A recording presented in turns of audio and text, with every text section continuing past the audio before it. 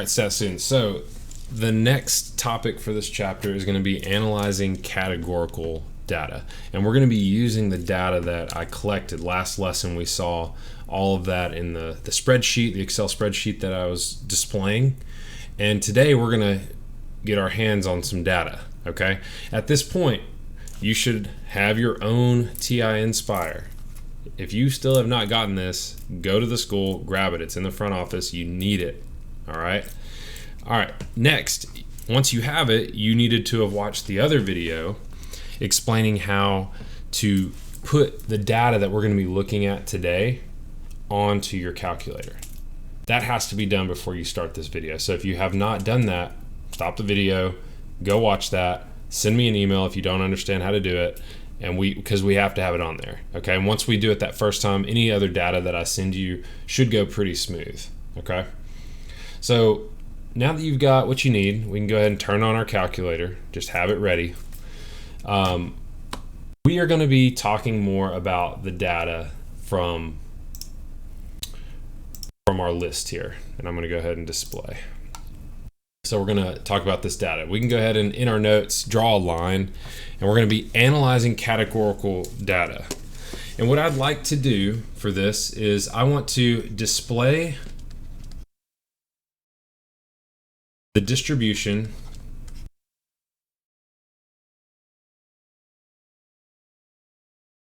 of hair color. That's what I'd like to do. This is going to be our goal, our example, and what we're going to use to learn through this. What is the distribution of hair color for statistics students? Is there a majority? That's what we want to know. Okay?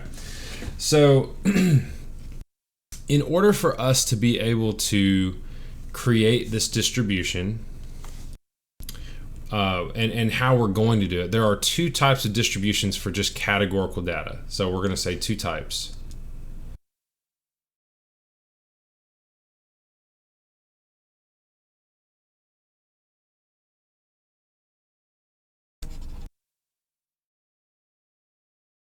Okay. We have bar chart or a bar graph, but I call them bar chart, or pie chart. All right. This is only for categorical data. You cannot use this for quantitative. All right, that's why it's in this section. This is not for quantitative, ever. All right. So let's go ahead and create one.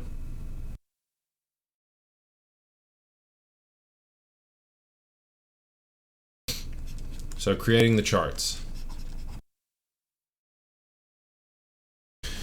Before we start writing up steps, and we're gonna have some steps here, I wanna make sure everybody follows these directions. These Inspires are basically small computers. You're gonna see that. That's mine.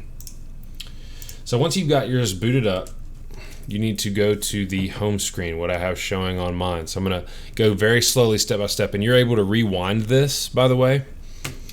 And if you need to go back and look at a step, because I'm going to go slow, but I know some of you are really good with computers, so don't let me hold you back. I was the kid that was always trying to like find new things while the teacher was talking, which wasn't the best thing to do as a student, but I still learned quite a bit by doing that. So I definitely respect if you're going to go ahead and look ahead. But if you get lost, pause it and come back. So you should have downloaded the files from my email into your calculator. So what you need to do is hit this home button. So anything I press is going to be red over here. So everybody go ahead and hit your home button. Use the directional pad so you can push down on these and move around. See the red? And if I go down, I want to go to my documents, and you can hit enter to select those. All right, now yours are going to look quite different. In your documents, you're going to be finding the files that you need. So the file that you need is the one called hair color, which I am showing on my screen right now. Okay, so you need hair color. Go ahead and open that. If your calculator asks you to save, hit no. Pretty much always hit no if it asks you to save. But you should have this file up. All right. If you need to go back and pause and get this downloaded or replay what I just said, do that. But I want to make sure everybody's here. So if you're not here, pause, go back and get here. Okay. All right. So we've got our list up here. And now what we want to do is we want to turn all of this data. If you press down and up on the directional pad, you can move through it, and you can confirm that. Sorry, I'm clicking. I'm just going to use down. You can confirm there's 35 hair color listings here. So let's go ahead and start our steps for this. I'm going to minimize that. There we go. Let me do this. Smaller. All right, this should work. All right, so creating the chart. Step one, what we need to do is we need to put the data, sorry, that was weird, put the data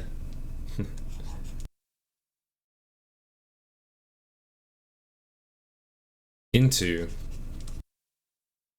a frequency table.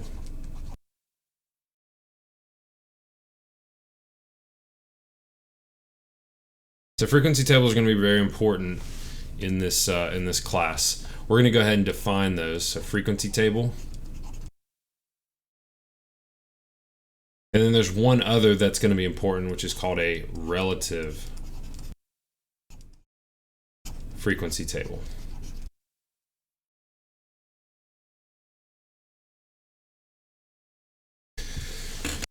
All right, so let me pull up the slide for you. And here's the definitions at the top. So a frequency table lists variables and shows the number. So I underline that, and you'll need to do that as well. The number of times each variable occurs, or we call that the frequency. So number of times frequency. And then you have relative frequency, which is very important, which lists variables and shows the percent of times the variable occurs. So this is underlined percent of times. And oftentimes percents are more useful to show comparisons most of the time. It's just easier because judging the numbers, if it's multiple variables, sometimes we don't know, is that really that significant in the long run, like out of the total percent? So oftentimes that's no. Okay. I'm going to pause it and you have the definitions you can write if you haven't already. All right, so frequency tables can be difficult to read, so that's why we rely on bar charts and pie charts for this. So we need to put our data into a frequency table. So frequency table, here's what we need to do. First off, let's make this table. I'm going to make a line across. Okay. So we say hair color.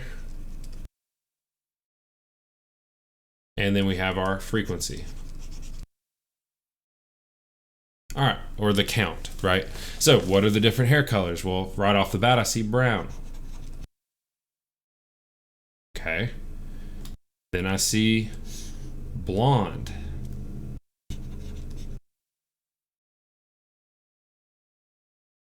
Perfect. Then I see dyed. Okay, so dyed. Got it. And I'm just going to need to sort of look through my list over here. I'm going to go down. So there's blonde, brown. If there's anything else, dyed, brown, blonde, brown, black. Okay, so black. Another line to see if there's another. Dyed, brown, red. Red hair. So red. And then is there any other? No. These are the 5 categories. So this is a categorical variable. These are the categories. So now what we need to do is we need to go through and count. So for instance, on our calculator, so everybody can grab theirs, I can start counting. Brown, 1, 2, 3, 4, 5, 6, 7. So this method's fine. But imagine that you have like 100 people, or if we did this for the whole senior class, this would be very inconvenient. Okay. So let's talk about how we can sort this and make it easier to count, okay? So again, very distinct steps here that I want you to follow. So what I'd like everybody to do is go up to this section here. Look how on my calculator I went up to A, okay? Then I want you to go up one more time and it's gonna highlight everything. Do you see that? Next, we are going to sort this data. So we're gonna press, you follow these steps, menu, actions, sort.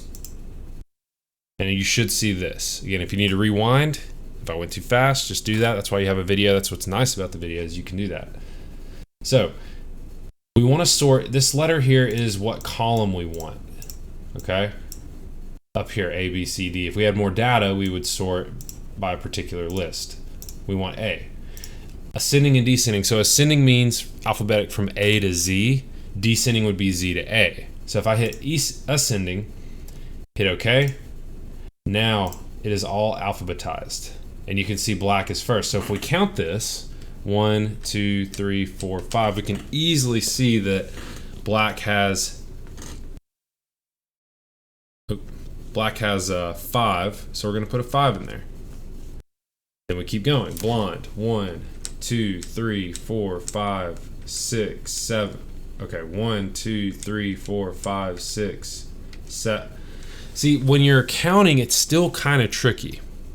Okay, just because you have to make sure that you've got it. Now, obviously, you can say, okay, it goes from 6 to 11. Okay, you can do that.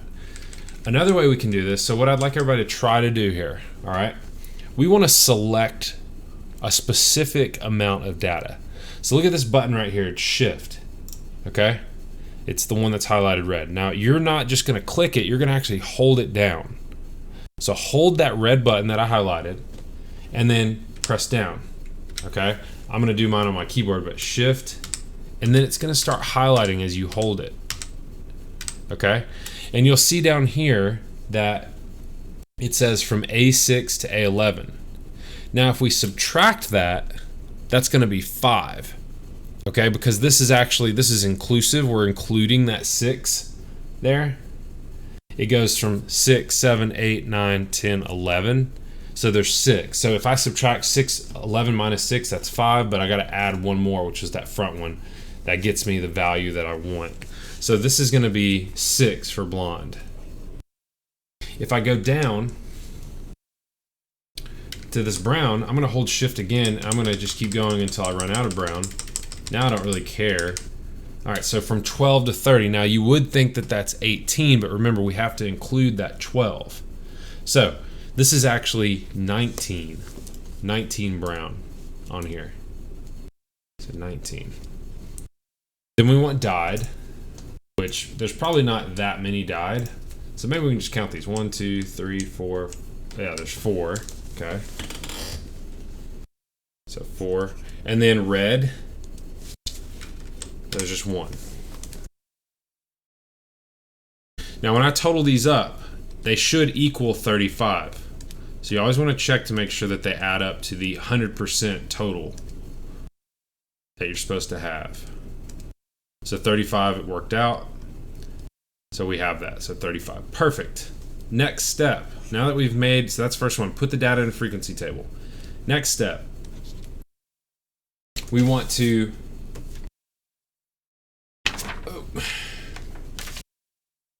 input the frequency table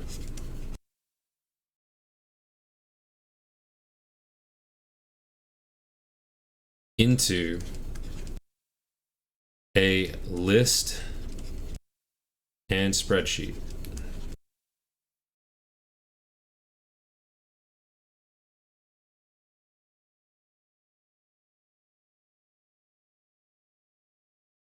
So we've got some more calculator steps that we want to talk about. So the next cool little thing that I'm going to show you about this Inspire is that you can have, just like sort of how my at the top of my browser here, I have a lot of tabs. You can add tabs into the file that you're looking at. So we're going to do that. So let's here's the direction. You can rewind if you need to. You're going to hit Control, which is the yellow button on yours. So mine's blue, but on yours, it's this yellow one right here. So push that. And you see mine's highlighted red. And then you're going to press Dock. So look at the highlighted button right there. And what it's done is it's added a new page. All right. And now you have to pick what you want on this page. Well, what do we want? I wrote it in the notes. Lists and spreadsheets. So we want that. Hit enter. So we get a blank list and spreadsheet to look at. Let's put in this frequency table. So first off, looking back at our frequency table, we want to make it look like this in our calculator. So let's talk about how to do that. First off, the titles are up at the top, and that's what always goes right here, like up in these cells. These are the names of your lists. So for A, we're not going to name it hair color, okay? Because if I go back, by the way, you can click over here if you use your mouse pad. This is a mouse pad right there. If you go back, we already named this hair color. So the computer, just to help yourself out, if you rename something that already exists in the file, it's gonna cause some trouble. So let's abbreviate this. I'm gonna call it HC for hair color. If you wanna name it X, you can. You can name it whatever you want. Totally up to you, it will never count off, okay? Whatever you put, because it's your personal, like it's up to you, and I will never really see it, so it doesn't really bother me. But it just sort of makes sense to give it that. Now let's go ahead and we're gonna have to use the keys. So you have the little the keyboard at the bottom. It's not in the traditional, they call it QWERTY format, like a normal keyboard on your laptop. This is in a alphabetic form. So you're gonna type this in. It may take a bit, but I'm gonna put brown. If you want to abbreviate anything, you can. It does not matter. BRN, like whatever you want to put. Blonde, BOLNDE. Again, you can abbreviate. Dyed, black, and red. There we go. That's going to be the first column. So if you need to pause this and finish typing that in, you can. Otherwise, I'm going to keep going. Up in the next column, we want frequency. Now, you could type the whole word out or just put F. That's fine, or FREQ, which is what I'm going to go with, FREQ, just in case, like if somebody picked it up, they'd know what it is.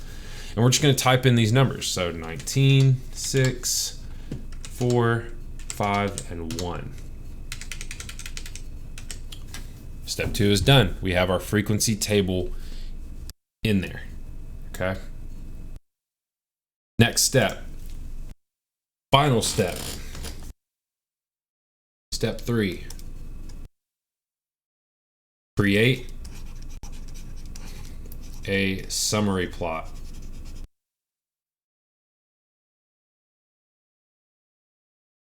Create a summary plot. This is what we're looking for. This is it. It's going to make a bar chart or a pie chart for us. All right, we're going to start with the bar chart though. But you'll notice I'm not like writing buttons down. If you need to make like a list on the side of your notes of things that we've done, like you can rewind and say, okay, how did he do that? Let me write down the steps for what happened. So on this one, for creating a summary plot, we're going to press menu. We're going to go to data, and then we have summary plot right here. So menu 3, 8. Okay. And then you should have this on your screen. Okay. Now, what we're going to type in for the X list, if you think about our table over here, and you think about like how you understand tables, like in algebra, X is usually the left, right? And then on the right side is usually your Y value. But let's just keep in mind that this should be our X column. So we're going to change that to, you'll notice, see how I said it keeps hair color? We don't want that. We need our new variable, HC. That's the one that we want in our X list. Then the summary list has to be numeric, and that's where the frequency comes in. That's why like if we used hair color, that would give us an error. But here, this is going to work, okay?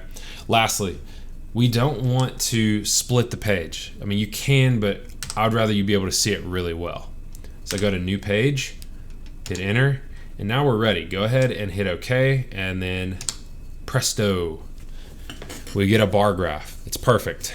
It's already drawn for you. The computer did the work. Let's say you're working a problem and it said, hey, draw a detailed bar graph. It's done it for you right here. Like the calculation part is finished. Now for these bar charts, you need to make sure that you have your X and Y axes labeled.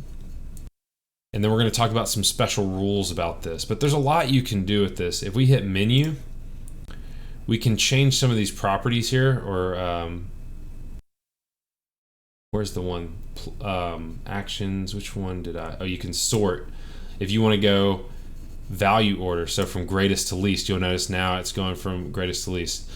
Also, something very cool for these calculators, and really the most important function on this calculator is the undo button. So hitting Control Z is like the savior on this thing. If I hit Control and then Escape at the top, it undoes what I just did. You could hit Control Z as well, the letter down here, but Control Escape is going to be quicker, and you can see it has the undo button. Anyway, there's a ton of stuff that we can do here. If you take your finger and touch the touchpad, if you haven't discovered that yet, right here, just use your finger on that, you're going to get a mouse. And if you highlight over these bars, look, it shows you the count, and then it even puts it into a percent for us, which is really nice. All right. And so, like, say you're working a question and it may be free response, you can just take the graph and just copy it down, and you may need to like not abbreviate. Like HC, you would obviously want to put hair color for statistics or whatever being detailed. This would be your frequency or your relative frequency if you're dealing with percents, okay? But that's how you'd want to do that, all right? Now, how do I get this into a pie chart? Some of you may have already seen this. Hit menu, plot type, and there it is, pie chart. And you can look around. And what's so nice, what's so difficult about pie charts, and I've taught this in the past where like you actually have to draw this by hand. It's so hard to get the percents right and make it look good and perfect. So just having a computer, like I've always loved having computers do all this for me. So why not? You know, it's right here. Just let the computer do the work for you. So what you'd want to look for on, say, a test is you pick the right pie chart that matches this data. That would be something you might be looking at. Okay, but just knowing how to do that is pretty cool. All right, and you can just, again, Control Escape. We'll just go back. Here's the way to go forward, by the way. Control, and I think it's Y, redoes it. So Control Z is undo, Control Y is redo. By the way, this is all stuff that you can actually do on a computer. And last thing I'm going to say, because we're pretty much done. We have one more thing we're going to write down. All of this can be done on Excel. Like I could have taken all this data and done it. Now it's not the same operations and the same buttons to push, but like when you go on and you have to turn these calculators back in and you're in another stats class, like you can find ways and find YouTube videos that show you how to do this on an Excel sheet. So, you know, it may seem like I'm teaching you the calculator, but really you're getting experience with spreadsheets right now. Let me talk about one more cool little trick you can do, and then we're going to write down our last note, okay? If you hit Control and left, it's going to put you back to the to this page. If I keep doing it, that's a fast way to like navigate through your pages. Or you could just click the top, these little tabs with your mouse pad. Or you can hit Control up and you can find the miniature windows. So there's a lot of cool ways to navigate these. It actually is like a small computer that you're holding and using right there, okay? Last note, let's talk about the rules that you must appreciate or acknowledge in order to have a successful or a correct bar chart or pie chart. So we're gonna write these rules. So rules for bar and pie charts.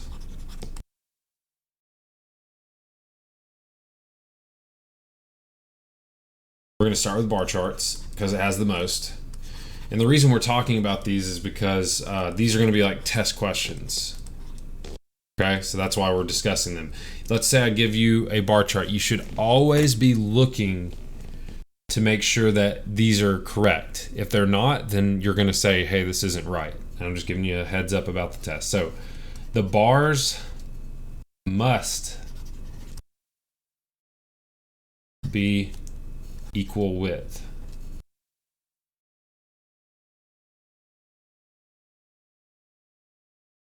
If I go back here and we look at our submenu plot type, let's go to bar chart. The nice thing about the calculator is it makes them equal width for you, always. All right. Why is this so important? Well, our brain subconsciously, I'm telling you this now, but if I just showed you a chart that looked, and you didn't know this, you might subconsciously think this. If the bars have different widths, it makes our brains think that it is more important. Like, we react subconsciously to area, okay? So we want to make sure that they have equal width. Let's see what they actually put this in this slide.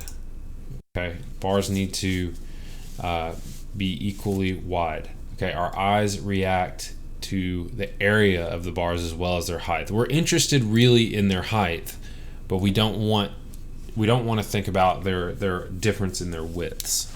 Okay, so it's super important. Next, for bar charts, bars need space in between.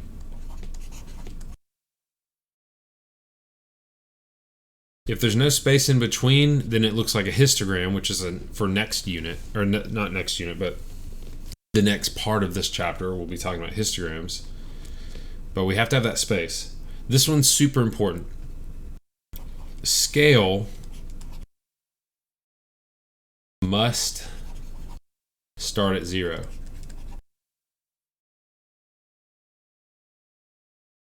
I'm going to pull up Paint for this, okay? And I'm going to take a screenshot of, oh, I can drag that? I'm learning stuff myself. That's so cool. I can drag. Wow. All right. So I'm going to actually put I'm going to take a screenshot of this. All right. And let's put it in here, paste. So imagine that I started my scale at, this is going to be 4, I think. So imagine that I start my scale here, and I just say, okay, I'm just going to delete that. Let's do that. Boom. And this is the bar chart that they give you. And as you can see, it makes this column look way more significant, right? And then some of them are non-existent in that they're not even there. So it's super important that we always start at 0. All right. And then lastly, no pictures.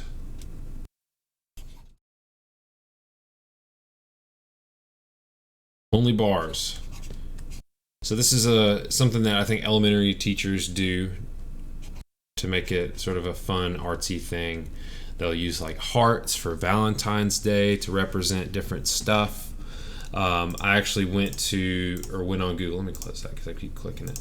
I went on to Google and I just typed in the word pictograph, and I found this.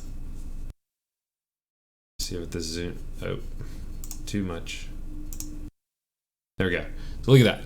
All these little pictures, like the apples, the books, the smiley faces, and pencils. We don't want that. Okay. Like that might actually, I mean, it tells us something, like we can look at it, but for like a professional statistics approach, we have to use bars. Okay, again, it's all that idea of like area, even if it's uniform that they have here. Like, look at the difference, these kids that they drew, you know, they're not uniform. So our brains are like reacting to that subconsciously. So we want to use solid bars, just like we're showing on our Inspire. That is a correct way to show that. Okay. All right, so that's it for bar charts. And then there's only one rule for pie charts, and then this video will be concluding. Okay. So pie charts.